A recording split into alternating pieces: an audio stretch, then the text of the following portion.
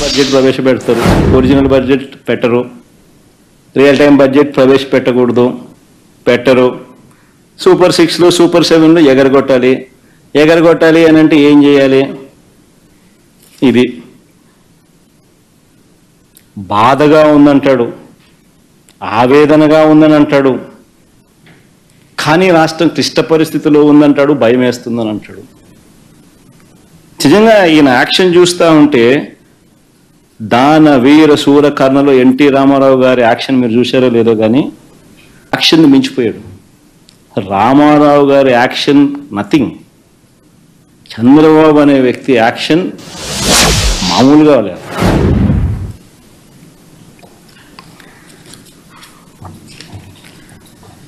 నిజంగా ఆశ్చర్యం కలిగించే విషయాలు ఇవన్నీ కూడా నేను ఏదైతే చెప్తా ఉన్నా. ఇప్పుడు తీరా రాష్ట్రానికి అప్పులు ఎంత ఉంటాయి? ఇప్పుడు బడ్జెట్ ప్రవేశపెట్టినారు కదా, వాళ్ళ బడ్జెట్ డాక్యుమెంట్లే చూద్దాం. వాళ్ళు ప్రవేశపెట్టిన బడ్జెట్ డాక్యుమెంట్ 2024-25. మరి ఇంత బిల్డప్ ఇచ్చినారు, ఇంత పద్ధతి ప్రకారం పథకం ప్రకారం బురద జల్లే కార్యక్రమాలు చేసినారు, ఆర్గనైజ్డ్ క్రైమ్ చేసినారు.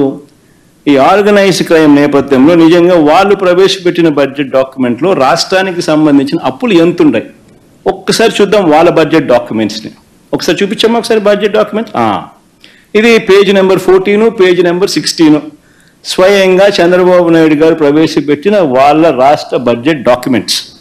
దీంట్లో ఒక్కసారి గమనిస్తే పబ్లిక్ డెట్ 2018-19 నాటికి పబ్లిక్ డెట్ అంటే అప్పులు.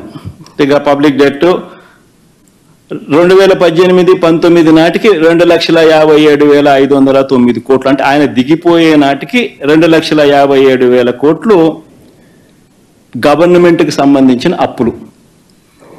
ఈ అప్పుకు గవర్నమెంట్ వేరియస్ కార్పొరేషన్స్కు గవర్నమెంట్ గ్యారంటీ కూడా ఇచ్చి ఇచ్చిన ఆ అప్పులు కూడా కలుపుకుంటే ఆ పైన 48,000, ఆ పైన ఇది 2018-19లో ఇంకొక 55,000 కోట్లు కలుపుకోవాలి.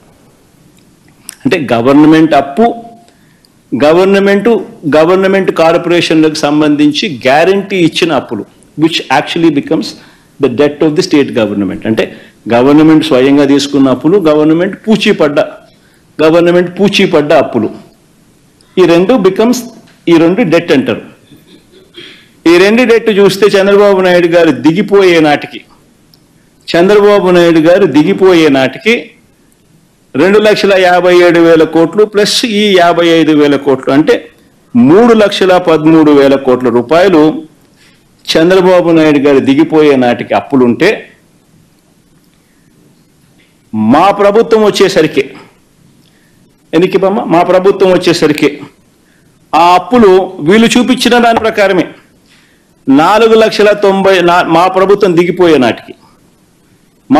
దిగిపోయే నాటికి గవర్నమెంట్ అప్పులు 4,91,774 కోట్లు ప్లస్ గవర్నమెంట్ పూచీపడ్డ అప్పులు 1,54,000 కోట్లు. అంటే రెండే కలిపితే 6,46,000 కోట్ల రూపాయలు. అంటే వాళ్ళ చంద్రబాబు నాయుడు హయాంలో 3,13,000 కోట్లు ఉన్న అప్పులు మా హయాం అయిపోయేసరికి 6,46,000 కోట్లు అప్పులుగా వాళ్ళంతకు వాళ్ళే చూపించడం జరిగింది. మరి ఎక్కడ 14 లక్షలు, ఎక్కడ 11 లక్షలు, ఎక్కడ 12.5 లక్షలు, ఎక్కడ 10 లక్షలు, చివరికి వచ్చేసరికి 6,46,000 కోట్లకు తెంచినారు. ఒకసారి నెక్స్ట్ స్లైడ్లోకి బామ్మ. మరి